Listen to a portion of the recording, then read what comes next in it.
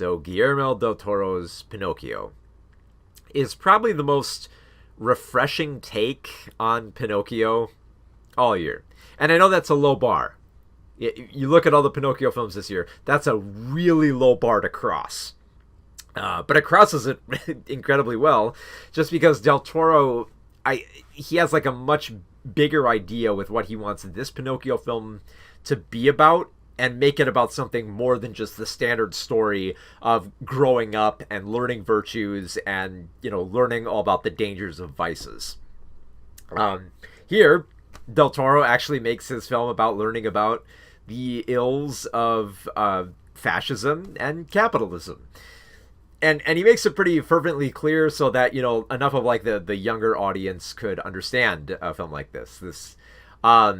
This uniquely surreal and bizarre stop-motion animated adventure that is filled with music and drama and lots of darkness. So I'll preface this by saying, yes, the film is incredibly sad and has this somber tone where even its kind of like heartfelt ending still ends on a little bit of like a downer note. And the one film I kept thinking about with this was, and I think it's just because like Del Toro has talked about this film as well, was Watership Down.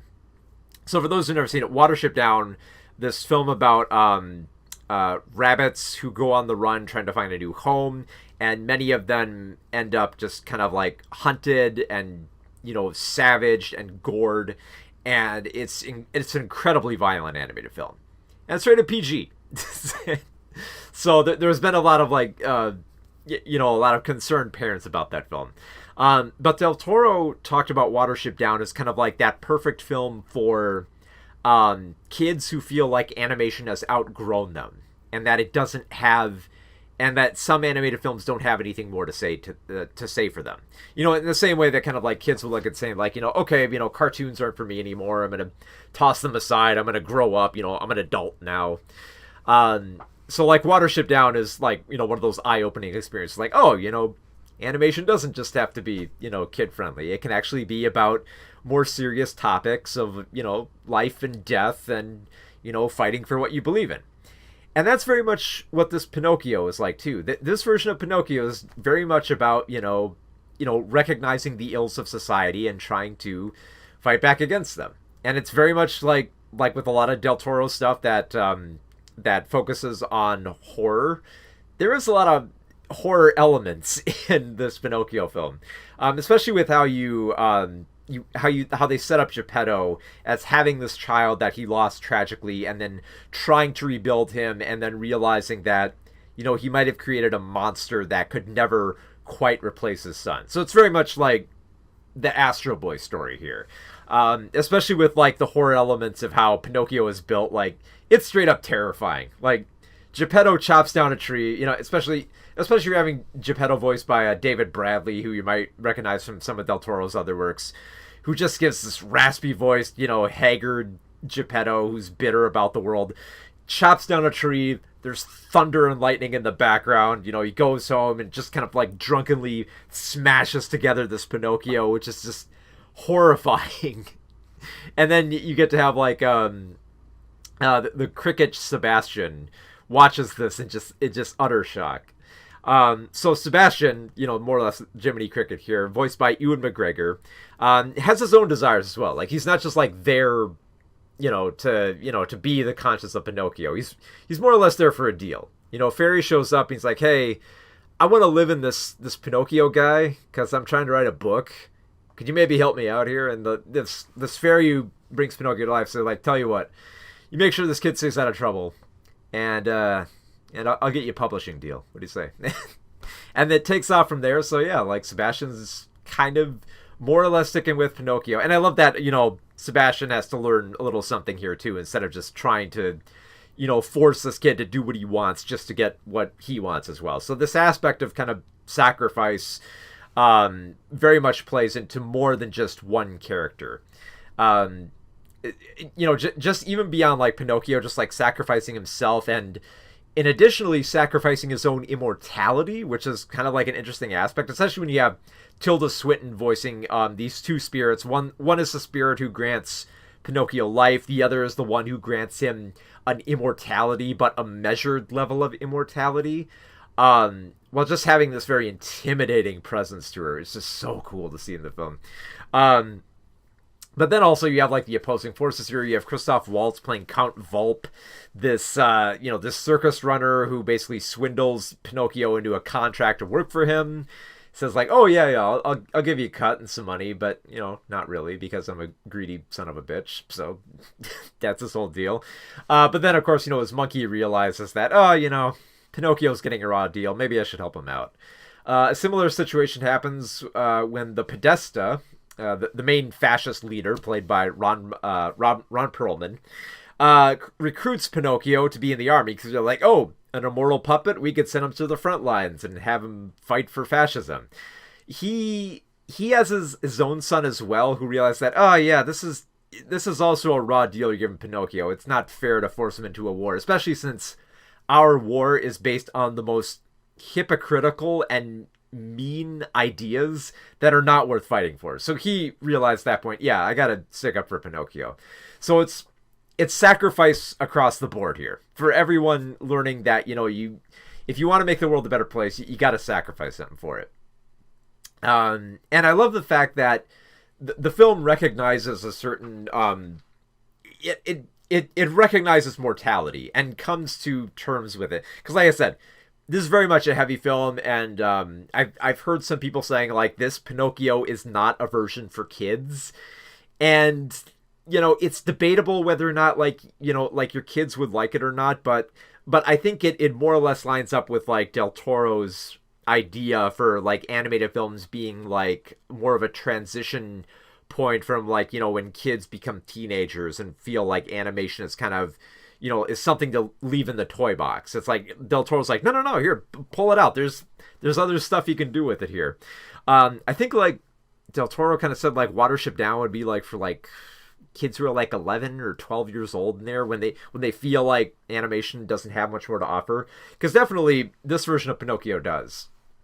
And I love how it's set up. I love that its themes are very blunt. In particular, I really love the scene where like just after Pinocchio has been forced into a situation of either going with Volpe or going with the Podesta, so basically choosing between either serving capitalism or serving fascism, and Geppetto is just like, he eventually decides like, oh, we should go with Volpe, but then Pinocchio says, I don't want to go with either, and Geppetto basically says, look, you gotta go with one of these guys because they got us over a barrel. But Pinocchio's like, but why do I have to do this? Why does the world have to be like this? And Geppetto just gives this frustrated like, look, I don't know. This is just the world that we were born into, He doesn't exactly say that, but that's more or less the message here, which is like, look, we're not born into this world. We didn't get to decide how this world is. We were just born into it, and we kind of have to shape it as we see fit. Otherwise, we're just kind of like going with the flow and just going with whoever is in charge decides. And this becomes very much more apparent when they throw Mussolini into the mix. And they just mock the hell out of Mussolini by just putting on a puppet show, just nothing but farts and poop.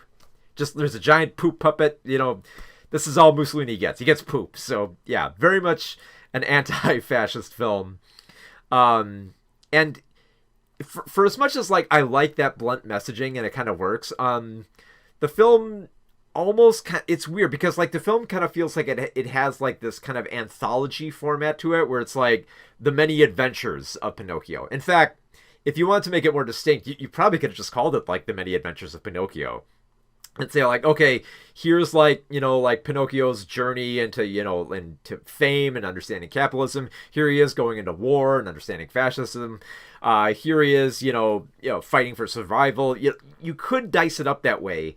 And the film kind of does, but it proceeds in kind of like diced up episodic formats where it doesn't feel like we're getting segments as much as we are just like, oh, okay, we'll leave the Podesta stuff alone for a little bit and then we'll come back to it. We'll leave Volpe alone for a little bit and we'll come back to him here, and then we'll kind of smear him here and there. And it kind of has a messy nature to it, where I feel like that's the biggest problem with this film, is that it becomes a bit unfocused with so many areas that it wants to tap into, because it taps into like religious zealotry as well, on top of everything else that goes into like sacrifice and, questioning capitalism and fascism.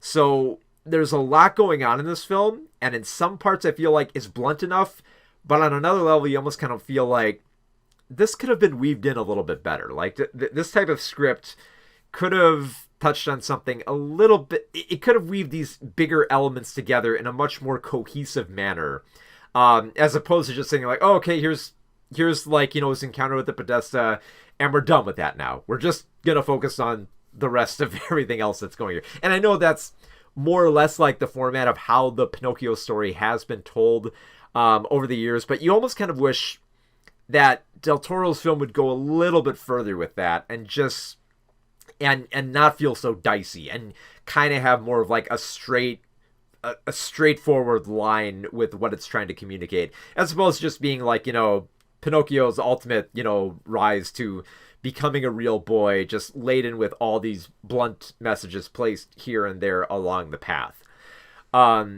So that's like my biggest problem with the film. But other than that, I love everything about this film. I love the animation. I love the musical numbers. I love a few musical numbers here and there. Some of them I feel like they don't work, but I do like how like they fit the narrative well. Like I love how Pinocchio's first song when he comes to life is equal parts curious as it is frustrating for Geppetto. So it definitely, like, I love that the musical numbers touch on a few different notes here. The animation I really do like. You could tell like they definitely put a lot of work into the stop motion, which I would expect no less from Guillermo del Toro. Del Toro is all about making his visual effects really remarkable and also have a lot of fluidity and detail in them, where he pays attention to like just the tiniest elements. Like if you've seen like his work on like Pacific Rim and how he does stuff behind the scenes, he's very much detail oriented, and there's a lot of that in this film that I feel like it works. So I really do, like, in terms of like animated films this year, I don't feel like it's the best film. Like I said, a lot of people say this. Yes, this is the best Pinocchio film. Like the Disney one we had this year was garbage, obviously. So, and then we had like a even more bizarre one earlier in the year, which had Pauly Shore doing a voice. So yes, this is the better Pinocchio film. Nobody is gonna argue against that. But I feel like for like this type of animated film, which is bold, and I love that because it's definitely going to be a film that I think like much older audiences are going to appreciate, especially with how it deals with existentialism. But I feel like it's just messy enough where I don't feel like it can be great. It's a very, like, I love the film technically and I love its messaging. I just wish that the story was a little bit more cohesive, because and by the time it got to I love the ending here, which addresses mortality in the most like direct and kind of like somber, but also kind of like not quite like transcendent, but almost just like a means of acceptance. So for an animated film to go into that territory while still kind of having a little bit of like a kid-friendly edge to it, I feel like it works enough where it's a very enjoyable and refreshing Pinocchio film.